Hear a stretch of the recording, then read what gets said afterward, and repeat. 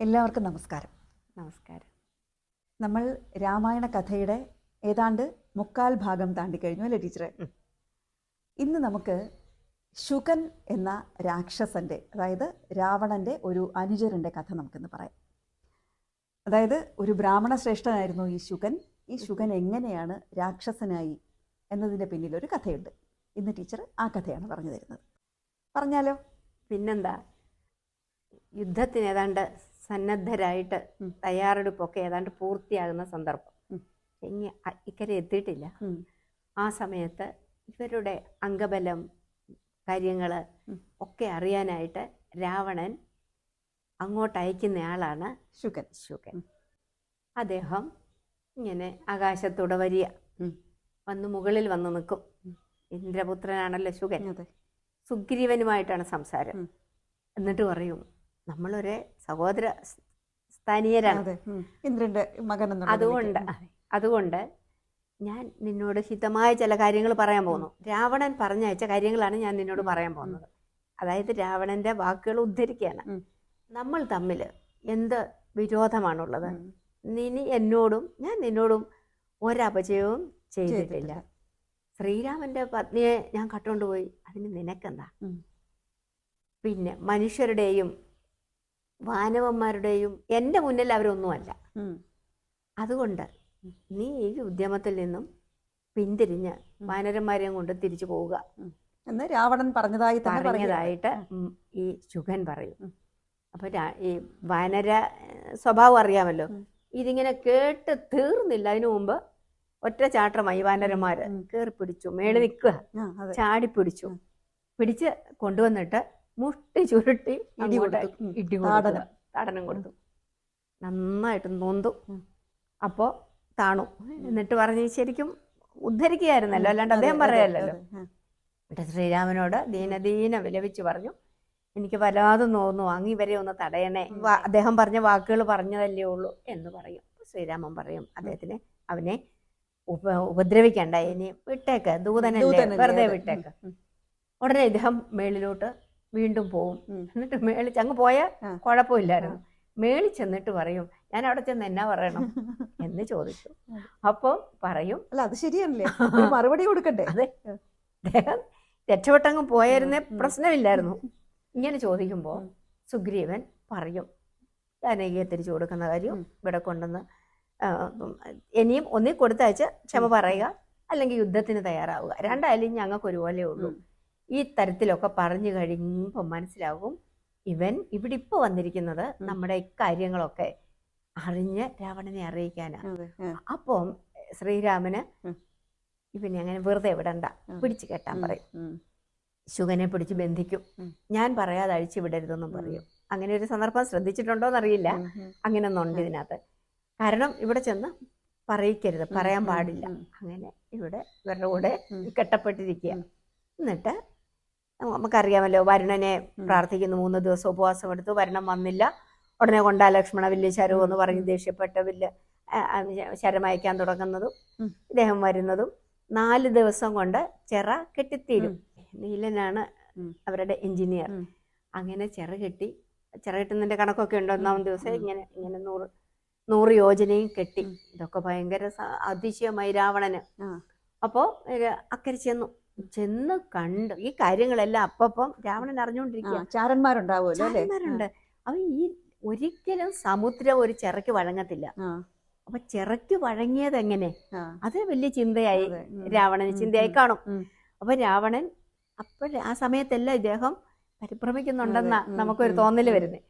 എന്നിട്ട് അവിടെ നിന്നുകൊണ്ട് ശ്രീരാമനൊക്കെ എത്തും, രാവണന്റെ ലങ്കയിലെത്തുക. ലങ്ക കണ്ടു കഴിഞ്ഞപ്പോഴാണ് അതിശയിക്കുകയാണ്. അത് നമിക്കുക. ശരിക്കും പറഞ്ഞാൽ രാവണനെയും ലങ്കയെയും. രാവണനെ പലരും നമിക്കുന്നുണ്ട്. ഹനുമാൻ നമിക്കുന്ന ഒരെണ്ണം ഉണ്ട്. ഈ രൂപം കണ്ടിട്ട് അഹോ രൂപം, അഹോ ധൈര്യം, അഹോ സ്ഥൈര്യം, അഹോ ദ്യുതി, അഹോ രാക്ഷസ രാജസ്യ സർവലക്ഷണയുക്തത. സർവലക്ഷണയുക്തനായ ഒരു രാജാവിനെ കണ്ടിട്ട് ഹനുമാൻ, ആജന്മ ശത്രുവായ ഹനുമാൻ അന്തം വിട്ടിരിക്കുന്ന ഒരു ഭാഗമുണ്ട് വാൽമീകി രാമായണത്തിൽ. അതുപോലെ ഇദ്ദേഹവും അന്തം വിട്ടു എന്നിട്ട് പറഞ്ഞു, ഇനി അവനെ അഴിച്ചു വിട്ടേക്കാൻ. കാര്യങ്ങളൊക്കെ ഒന്ന് മനസ്സിലാക്കി. എന്നെ അഴിച്ചു വിട്ടേക്കാൻ പറഞ്ഞു. കുബേരനിൽ നിന്നും പിടിച്ചെടുത്തതല്ലേ അതെ, ഈ ലങ്ക? അതെ, നമ്മളത് പറഞ്ഞിട്ടുണ്ട് ആ കഥ. അത് തന്നെ. അങ്ങനെ ശുഗനെ അഴിച്ചു വിട്ടു. എന്നിട്ട് രാവണൻ രാമരാവണ യുദ്ധത്തിനുള്ള എല്ലാ തയ്യാറെടുപ്പുകളും നടത്തുകയാണ്. അപ്പൊ ഇനി നമുക്ക് ആ ശുഗന്റെ പൂർവ്വ വൃത്താന്തം പറഞ്ഞാലോ? എങ്ങനെയാണ് ബ്രാഹ്മണനായിരുന്ന ശുഗൻ രാക്ഷസനായി മാറിയത്? പറയാം. അത് ശുഗൻ പറഞ്ഞ മാതിരി ധർമ്മിഷ്ഠനായ നല്ലൊരു ബ്രാഹ്മണ ശ്രേഷ്ഠൻ തന്നെയായിരുന്നു. അദ്ദേഹം വനത്തിലാണ് താമസം. അവിടെ വാനപ്രസ്ഥം സ്വീകരിച്ച് തപസ് ചെയ്ത് ഇന്ദ്രനെ സംരക്ഷിച്ച് ഇന്ദ്രാരികളെ വെറുത്ത് അങ്ങനെ അവർക്ക് വേണ്ടിയിട്ട് ഒക്കെയാണ് ലോക നന്മയ്ക്ക് വേണ്ടി ജീവിക്കുന്ന ഒരു നല്ല ബ്രാഹ്മണൻ. ഇദ്ദേഹം ഇങ്ങനെ കയറിപ്പോകുന്നത് രാക്ഷസന്മാർക്ക് അത്ര ഇഷ്ടമല്ലല്ലോ. അതിൽ ഇദ്ദേഹത്തിനെ അടുത്തറിയാവുന്ന വജ്രദംഷ്ട്രൻ എന്ന് പറയുന്ന ഒരു രാക്ഷസൻ ഇങ്ങേർക്ക് എങ്ങനെയെങ്കിലും ഒരു നാശം ഉണ്ടാക്കണം, ഭാഷയെ പറഞ്ഞ ഒരു പണി കൊടുക്കണം. അതെ, ഒരു പണി കൊടുക്കണം തന്നെ, ഒരു പണി കൊടുക്കണം എന്ന് വിചാരിച്ച് ഇങ്ങനെ നടക്കുകയാണ്. പക്ഷെ ഒരു പഴുത് കിട്ടുന്നില്ല. അങ്ങനെ ഇരിക്കുമ്പോൾ ഒരു ദിവസം അവിടേക്ക് ഈ അഗസ്ത്യ മഹർഷി വരുന്നു. അഗസ്ത്യൻ മഹർഷിയെ കണ്ട് ഇദ്ദേഹം ഭയങ്കര സന്തോഷമായി. അപ്പം വന്നു കഴിയുമ്പോൾ നമ്മൾ ആചാരോപചാരങ്ങളൊക്കെ ചെയ്തിട്ട് ഭക്ഷണത്തിന് അന്ന് ആ സമയം അനുസരിച്ച് ഭക്ഷണത്തിന് ക്ഷണിക്കും. അദ്ദേഹത്തിനെ ഭക്ഷണത്തിന് ക്ഷണിച്ചു. അങ്ങനെ ക്ഷണിച്ചു കഴിഞ്ഞാൽ അവർ പോയി കുളിച്ച് ശുദ്ധമായിട്ട് വന്നിട്ട് ആഹാരം കഴിക്കും. നമുക്കിതിനകത്ത് പലയിടത്തും കാണാവുന്നതാണ്. അദ്ദേഹം ആഹാരത്തിന് നിമന്ത്രണനായപ്പോൾ കുളിക്കാൻ പോയി. ആ പോയ സമയത്ത് ഇദ്ദേഹം ഈ വജ്രദംഷ്ട്രൻ എന്ന് പറയുന്ന കിരാതൻ അഗസ്ത്യ മഹർഷിയുടെ രൂപത്തില് തിരിച്ചു വന്നിട്ട് ഇവിടെ വന്ന് ഇദ്ദേഹത്തിനോട് പറയുകയാണ്, പത്നിയുണ്ട്, ഭാര്യയുണ്ട്, എനിക്ക് മാംസം കൂട്ടി ഉണ്ണണം, ഒരുപാട് കാലമായി മാംസം കൂട്ടി കഴിച്ചിട്ട് എന്ന് പറയും. ഓ ആവാമല്ലോ എന്ന് പറഞ്ഞിട്ട് അദ്ദേഹം കുളിക്കാൻ പോകും. പെട്ടെന്ന് തന്നെ ഇദ്ദേഹം മാംസമൊക്കെ ഉണ്ടാക്കും. പക്ഷേ ഈ മാംസം ബ്രാഹ്മണന്റെ ഭാര്യയുടെ വേഷത്തിൽ ഇയാൾ തന്നെ വന്നിട്ട് കൊണ്ടുവന്ന് കൊടുക്കുന്നത് മനുഷ്യമാംസമാണ്. എന്നിട്ട് അഗസ്ത്യ മഹർഷി തിരിച്ചു വരുന്നു. ജപമൊക്കെ കാണുമല്ലോ, എല്ലാം കഴിഞ്ഞിട്ട് അപ്പോഴത്തേനും ഭക്ഷണമൊക്കെ ആയി വിളമ്പി വന്ന് കഴിക്കാനിരുന്നപ്പോൾ അദ്ദേഹത്തിന് മാംസം കണ്ടു. നോക്കുമ്പോൾ അത് മനുഷ്യമാംസമാണെന്ന് മനസ്സിലായി. അദ്ദേഹത്തിന് കോപം ഉണ്ടായി. ഏത് കോപവും ശാപത്തിലാണല്ലോ തീരുന്നത്. അദ്ദേഹം ശപിച്ചു, നീ മനുഷ്യമാംസം തിന്ന് ജീവിക്കുന്ന ആവട്ടെ എന്ന്. അദ്ദേഹം വല്ലാതെ സങ്കടപ്പെട്ടു. ഞാനിവിടെ ഒരു ദ്രോഹം, മനസ്സറിയാത്ത കാര്യ, ഞാൻ ഒരു ദ്രോഹവും ചെയ്തില്ലല്ലോ, പിന്നെന്തിനാണ് രാമായണത്തിൽ നമ്മൾ നോക്കുമ്പോൾ ജീവിതത്തിലെ പോലെ തന്നെ നിരപരാധികൾ എപ്പോഴും ശിക്ഷിക്കപ്പെടുന്നതും ശാപത്തിനിരയാവുന്നതും അതല്ലേ. അപ്പം പറയും, ഞാൻ ഇത് മനസ്സാവാച അറിഞ്ഞ കാര്യമല്ല. പിന്നെന്താ സംഭവിച്ചത്? അദ്ദേഹം ജ്ഞാനദൃഷ്ടി കൊണ്ട് കാര്യങ്ങൾ മനസ്സിലാക്കിയിട്ട് പറഞ്ഞു, നമ്മൾ രണ്ടുപേരും കബളിപ്പിക്കപ്പെട്ടിരിക്കുന്നു. ഒരു വിവേകം ഞാനും കാണിച്ചില്ല, പക്ഷേ ഞാൻ ഉച്ചരിച്ചു പോയ വാക്കുകൾ തിരിച്ചെടുക്കാനും പറ്റത്തില്ല. അത് ഒരു നല്ലതിനാണെന്ന് വിചാരിക്കുക. ത്രേതായുഗത്തിൽ ശ്രീരാമൻ അവതരിക്കും. അന്ന് ശ്രീരാമപത്നിയെ രാവണൻ മോഷ്ടിച്ചുകൊണ്ടുവരും. ആ സമയത്ത് ലങ്കയിലേക്ക് ഈ ശ്രീരാമൻ സുഗ്രീവനും വാനരന്മാരും എല്ലാം വരും. ആ സമയത്ത് നിന്നെ ദൂതനായിട്ട് അങ്ങോട്ട് വിടും. രാവണൻ അവിടെ ചെയ്ത കാര്യങ്ങളെല്ലാം പറയും. അപ്പൊ അത് ഓർത്തോണം, ഇതെല്ലാം വിധി പോലെ നേരത്തെ നിശ്ചയിക്കപ്പെട്ട കാര്യങ്ങളാണ്. ആ സമയത്ത് നീ ഇവിടെ തിരിച്ചു വന്നിട്ട് രാവണനോട്, ഇത് തിരിച്ചു വരുമല്ലോ, അപ്പൊ നീ ഇവിടെ ആയിരുന്നു ഇത്രയും നാള്, എന്തു പറ്റിയെന്ന് വൈകിയത് എന്താന്ന് ചോദിക്കുമ്പോ ഈ കാര്യങ്ങളെല്ലാം പറയും. അപ്പൊ ഈ രാമന്റെ മഹത്വം നന്നായിട്ട് മനസ്സിലാക്കിയിട്ടാണ് ശുഗൻ വരുന്നത്. അതുകൊണ്ട് ഈ ശുഗൻ രാവണനെ നന്നായിട്ട് ഉദ്ബോധനം നടത്തും.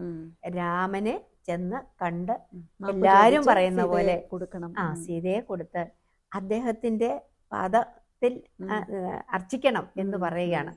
അപ്പൊ ചോദിക്കുവാടാ, നീ ഒരു വേലക്കാരൻ എന്നെ ഭരിക്കാൻ ആയോ? നീ എന്താ വലിയ ജ്ഞാനിയെ പോലെ സംസാരിക്കുന്നത്? ഉപദേശിച്ചപ്പോഴാണല്ലോ നാടുകട. അതെ, നീ ഇവിടെ നിന്ന് പെട്ടെന്ന് പോക്കോണം, അല്ലെങ്കിൽ നീ ജീവിച്ചിരിക്കത്തില്ല എന്ന് പറഞ്ഞു. ഉടൻ തന്നെ അദ്ദേഹം ഈ ബ്രാഹ്മണ ഇപ്പൊ പറഞ്ഞിരിക്കുന്ന അങ്ങനെയാണ്, ഇദ്ദേഹത്തിന്റെ തത്വോപദേശം ചെയ്യുക. ആ സമയത്ത് നിനക്ക് പൂർവ്വജന്മം കിട്ടും, നീ പഴയ ബ്രാഹ്മണനായിട്ട് തരും. അങ്ങനെ ഇത് കഴിഞ്ഞപ്പോൾ ഇദ്ദേഹത്തിന് ശുഗന് പഴയ ജന്മം കിട്ടി, ശാപമോക്ഷം കിട്ടി, പൂർവ്വജന്മത്തിലേക്ക് വന്ന് അദ്ദേഹം സുഖമായിട്ട് ജീവിച്ചു. ഈ നമ്മൾ വിചാരിക്കുന്നത് പോലല്ല, വിധി പോലെയാണ് കാര്യങ്ങളെല്ലാം നടക്കുക എന്നുള്ളതിൻ്റെ മറ്റൊരു ഉദാഹരണമാണ് ഈ ശുകന്റെ കഥയും. ശാപമോക്ഷം തന്നെ എത്ര അതെ, നേരത്തെ അതെ. പ്രവചിച്ചിരിക്കുന്നു. അതെ അതെ. നമ്മുടെ ഈ രാമായണ കഥാമൃതം നിങ്ങൾ എല്ലാവരും സ്വീകരിക്കുന്നു എന്നറിയുന്നതിൽ ഒരുപാട് സന്തോഷമുണ്ട്. ധാരാളം പേർ നേരിട്ടും അല്ലെങ്കിൽ ഈ യൂട്യൂബ് ചാനൽ വഴിയുമൊക്കെ അഭിപ്രായങ്ങൾ രേഖപ്പെടുത്തുന്നുണ്ട്. എല്ലാവർക്കും ഈ അവസരത്തിൽ നന്ദി പറയുകയാണ്. നാളെ മറ്റൊരു കഥയുമായി വീണ്ടും എത്താം. അതുവരേക്കും എല്ലാവർക്കും നമസ്കാരം. നമസ്കാരം.